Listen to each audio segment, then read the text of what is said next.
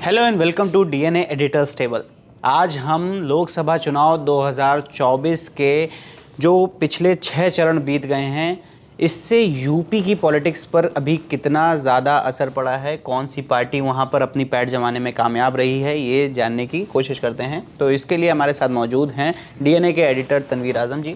तो तनवीर जी, जो ये 6 चरण बीत गए हैं और अब केवल 13 सीट बची हुई हैं जो कि 7वें चरण में होंगी कंप्लीट, तो यहाँ पर यूपी की राजनीति में क्या बदलाव देखने को मिला इस बार? क्या बीजेपी फिर से यूपी में बढ़त हासिल करेगी, या फिर जो ये गठबंधन बना है कांग्रेस और सपा का, इसमें कुछ बदलाव देखने को मिलेगा?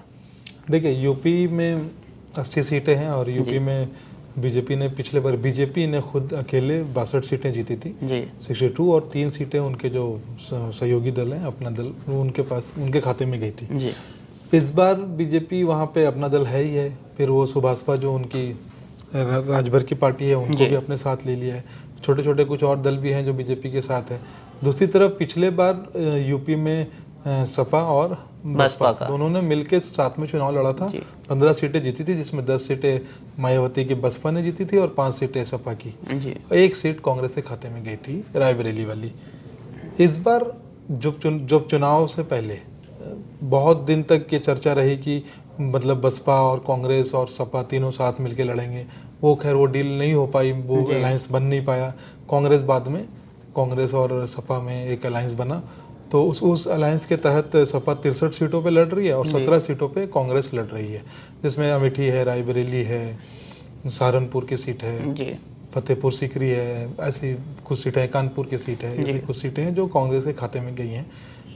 मुझे नहीं लगता कि इस बार भी मतलब उत्तर प्रदेश में, क्योंकि सबकी निगाहें उत्तर प्रदेश की तरफ 80 सीटों का मामला है कि भाई 80 सीटों, और अगर वाकई कुछ चेंज होना है, अगर मतलब सरकार बदलनी है या कुछ एक मेजर चेंज आना है सेंटर में, दिल्ली में, तो उसको आप उत्तर प्रदेश में बिना बदलाव लाए मतलब इतना आसान नहीं कर सकते। बिल्कुल। तो हालांकि इस बार इस कहने में कोई ये नहीं है कि अखिलेश ने अच्छी फाइट दी है, कांग्रेस अखिलेश, और ये अखिलेश इस बार वो पीडीए लेके आए, पिछड़ा दलित और अल्पसंख्यक, वो अलायंस बना के लाए और उस हिसाब से वो चुनाव लड़े। और जब चुनाव के जो शुरू में उत्तर प्रदेश में जब शुरू में चुनाव शुरू हुए थे, तो वेस्टर्न यूपी से शुरू होते होते चुनाव अब पूर्वांचल की तरफ बढ़ रहे हैं और उधर से फिर वो खत्म हो जाएंगे आखिरी फेज में। शुरू में वेस्टर्न यूपी में जो चुनाव हुए इसमें सपा ने बहुत अच्छा परफॉर्मेंस किया, और मतलब उम्मीद से ज़्यादा। कुछ सीटों पे तो बिल्कुल बीजेपी को बहुत कड़ी टक्कर दी है, जैसे मेरठ में बीजेपी के लिए बहुत कड़ी टक्कर है। पिछले बार बीजेपी ये सीट केवल 6000 वोटों से जीती थी, 6 या 4000 वोटों से। यहाँ वहाँ से अरुण गोविल लड़ रहे हैं, तो मैं इसलिए इन सीटों का नाम ले रहा हूँ क्योंकि ये पिछले बार बीजेपी जीती थी। बिल्कुल। जो सीटें बीजेपी मतलब नहीं जीती थी वहाँ पे, तो जब वो उस लहर में नहीं जीती, तो इस बार जीतना उससे भी थोड़ा मुश्किल होगा। तो जैसे मेरठ की एक सीट है, सहारनपुर की सीट है, सहारनपुर की सीट से इमरान मसूद लड़ रहे हैं कांग्रेस से। फाइट बहुत टाइट है मतलब कुछ 10-20-25 हज़ार वोटों के अंतर से ही इधर उधर होगा मामला, उससे ज़्यादा मुझे नहीं लगता। फतेहपुर सीकरी से जो कांग्रेस के कैंडिडेट हैं, बहुत उनको मतलब जनता की तरफ से उनको फुल प्यार मिला है। रैलीज में भी उनके लोगों ने, वो एक सैनिक रिटायर्ड हैं और बहुत सिंपल लाइफ जीते हैं, और मतलब उनका कोई वो नहीं है कि बड़ा तामझाम है, तो जनता को शायद वो थोड़ा पसंद आ रहा है। लेकिन यूपी के अंदर जो एक तो मोदी फैक्टर है ही है, प्लस वो जब योगी फैक्टर के साथ कंबाइन कर जाता है, तो वो एक विनिंग कॉम्बिनेशन है मेरे हिसाब से। तो जो सीटें बीजेपी जीती है उनमें से शायद कुछ, जैसे आजमगढ़ की सीट जो उपचुनाव में जीती थी, वो शायद सपा के पास चली जाए, और ऐसे मतलब शायद मेरठ उनके पास 2-4 सीटें जो वो शायद बीजेपी से ले लें। अदरवाइज मुझे नहीं लगता कि बीजेपी 58-60 से कम सीटें अपने दम पे जीतेगी। बीजेपी की स्थिति मोर और लेस सेम है। तो आपको क्या लगता है कि जो सपा और कांग्रेस का जो गठबंधन है, इनके साथ आने से कोई फायदा होगा क्या? देखिए, सपा और कांग्रेस के साथ आने से थोड़ा बहुत फायदा तो होगा, कांग्रेस को फायदा होगा। कांग्रेस शायद रायबरेली भी इस बार बहुत टाइट हो जाता, लेकिन सपा का वहाँ पे एक अच्छा सपोर्ट बेस है, उनके एमएलएज हैं वहाँ पे। तो वो अमेठी में अगर कांग्रेस जीतती है, तो वो भी समझ लीजिए कि सपा के कार्यकर्ता पूरी तरीके से कांग्रेस के पीछे खड़े थे, तो वो एक अच्छा सपोर्ट बेस मिला। तो सपा को कांग्रेस से कितना फायदा होगा ये तो मैं नहीं कह सकता, लेकिन हाँ, कांग्रेस को थोड़ा बहुत सपा से जरूर फायदा होगा।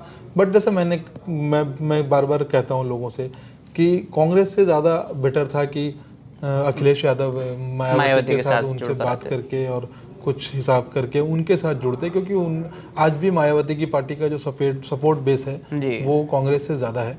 और इस बार के चुनाव के बाद फिर जब नतीजे आएंगे तो हम लोग देखेंगे कि भाई किसका, पिछले बार तकरीबन 12.5% वोट जो थे वो मायावती के पास थे और इनके कांग्रेस के पास सिर्फ 2.5% वोट बैंक था। तो मतलब, और दूसरी तरफ बीजेपी है जो कि और जिस तरह ताबड़तोड़ रैलियां मोदी और योगी और अमित शाह कर रहे हैं जी, सरकार उनकी है और सरकार 8 सालों से उनकी है उस स्टेट में जी, अच्छा काम कर रही है। लोग, हम लोगों ने बहुत लोगों से बात की, मोदी के बारे में तो अच्छा बोलते ही हैं लोग, योगी से भी लोग खुश हैं, ऐसा नहीं है कि कोई उनके खिलाफ लहर है।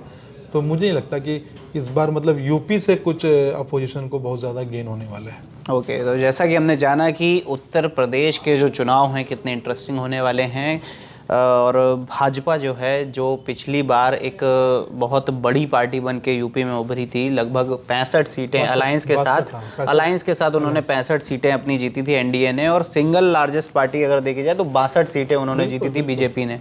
अब इस बार जो कांग्रेस और सपा का जो गठबंधन है, जो अलायंस बना है इंडिया गठबंधन, वो कितना कमाल दिखाता है ये तो देखने वाली बात होगी। आपको क्या लगता है, आप हमें कमेंट सेक्शन में ज़रूर बताएं और जुड़े रहें डीएनए के साथ।